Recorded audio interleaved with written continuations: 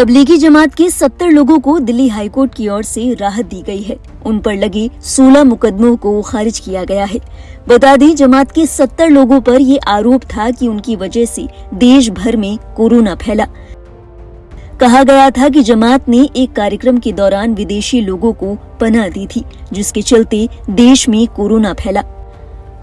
आखिरकार अब कोर्ट ने सभी मुकदमों को खारिज करते हुए कहा कि इन तमाम मामलों में पर्याप्त साक्ष्य ही मौजूद नहीं है। यकीनन जमात के लिए राहत की बात है, लेकिन बड़ा सवाल ये है कि इस इंसाफ को होने में 5 साल का समय लग गया। इन बीते 5 सालों में जमात को लेकर तमाम तरह की बातें की गई। उन्हें कोरोना बम बताया गया, गैर जिम्मेदार करार दिया गया। यहाँ तक कि ये भी कह दिया गया कि अगर जमात के मेहमान विदेश से नहीं आते तो देश में कोरोना फैलता ही नहीं। कोरोना काल के दौरान जमात पर न केवल गंभीर आरोप लगाए गए, बल्कि उन पर कड़ी नजर भी रखी गई। वो समय लोगों को आज भी याद है जब जिलेवार आंकड़ों के साथ जमात में कोरोना के बढ़ते केसों का आंकड़ा भी पेश किया जाता था। इन तमाम बातों के मद्देनजर अब सोशल मीडिया पर सवाल उठ रहे हैं कि आरोपियों को 5 साल बाद निर्दोष बता देना क्या वाकई इंसाफ कहा जा सकता है। उनके जीवन में इन 16 मुकदमों के चलते बढ़ी मुश्किलों का हिसाब कौन देगा? क्या उन लोगों पर भी मुकदमा दर्ज किया जाएगा? उन्हें सजा दी जाएगी जिन्होंने नाकाफी सबूतों के चलते इस तरीके के गंभीर आरोप जमात पर लगाए। Aim right, achieve big. At KR Mangalam University, we provide you the platform to turn your dreams into reality. At KR Mangalam University. Social media पर ऐसी तमाम चर्चाएं जोरों पर है। इसी कड़ी में एक यूजर ने लिखा, कोरोना के समय जो नफरत न्यूज चैनलों ने फैलाई, उसकी भरपाई आज भी नहीं हो पाई। कोरोना के कितने पेशेंट है उसको बताने में तबलीगी जमात का कॉलम अलग बना दिया, जैसे उन्हीं की वजह से कोरोना फैला, पर आज इस फैसले को कोई न्यूज नहीं दिखाएगा। एक अन्य यूजर ने लिखा, कोरोना में अपनी नाकामी छिपाने के लिए बीजेपी की केंद्र सरकार और केजरीवाल की दिल्ली सरकार ने तबलीगी जमात को बलि का बकरा बना दिया। मीडिया ने झूठ फैलाया, जनता को गुमराह किया, देश भर में नफरत फैलाई ताकि सरकार के कोविड के कुप्रबंधन से जनता का ध्यान भटके।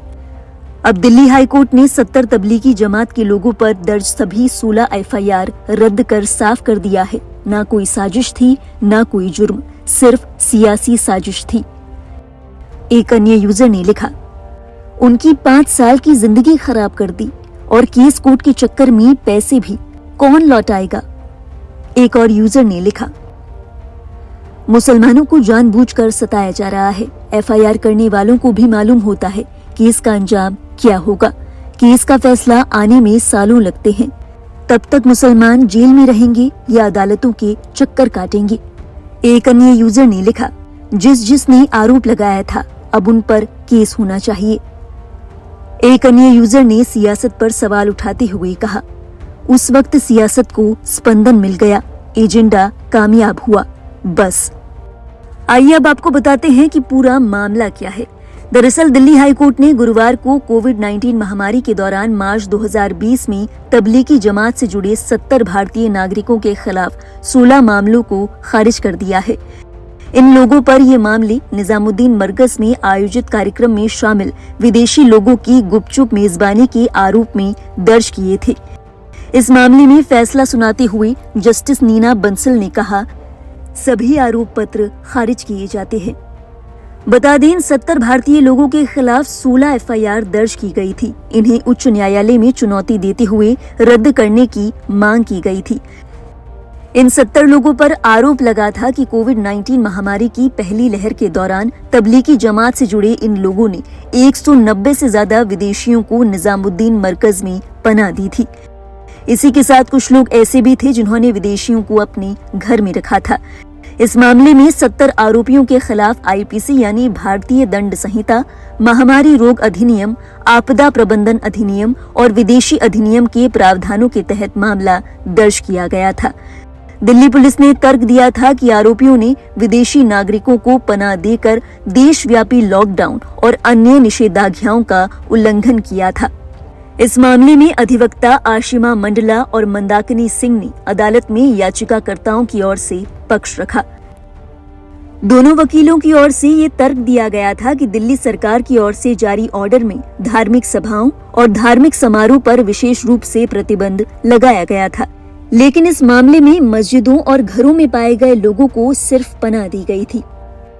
दिल्ली हाई कोर्ट में आरोपियों की तरफ से पेश वकील आशिमा मंडला ने याचिका दायर कर कोर्ट से ये मांग की थी कि इस मामले में दर्ज एफआईआर को रद्द किया जाए, क्योंकि न तो आरोपियों की मंशा आपराधिक थी और न ही उनके खिलाफ पर्याप्त साक्ष्य मौजूद थे जो कि उन्हें दोषी साबित कर सकें।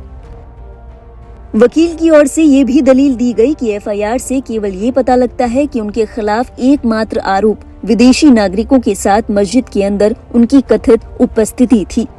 उन्होंने ये भी तर्क दिया कि मस्जिद के अंदर किसी भी धार्मिक या सामाजिक समारोह के दौरान किसी विदेशी या याचिकाकर्ताओं के कोविड-19 पॉजिटिव होने की कोई अफवाह नहीं थी।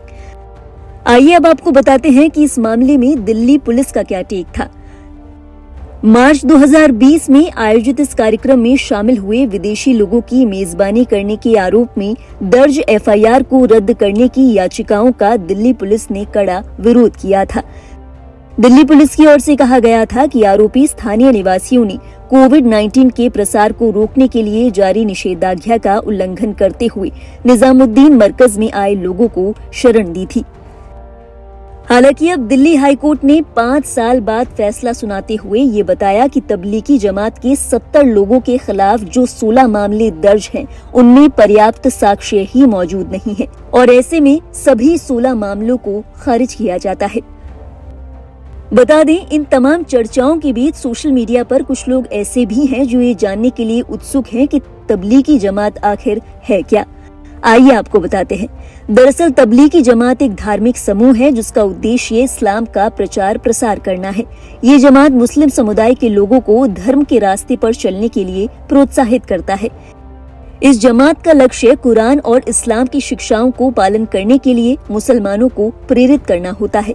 भारत सहित दुनिया के अलग अलग देशों में ये जमात सक्रिय रूप से काम कर रही है। इस समूह के सदस्य छोटे बड़े समूह में देश और दुनिया में घूमकर इस्लाम का प्रचार करते हैं। बहरहाल हाईकोर्ट के इस फैसले पर आपके क्या विचार हैं? क्या आपको लगता है कि 5 साल बाद 70 तबलीगी जमात के लोगों को निर्दोष साबित कर देना ही उनके लिए इंसाफ है, या फिर इंसाफ कुछ और इससे बेहतर हो सकता था? अपने विचार हमें जरूर बताएं कमेंट बॉक्स में। इस मामले और देश और विदेश से जुड़ी बाकी अहम अपडेट्स के लिए देखते रहिए लाइव हिंदुस्तान।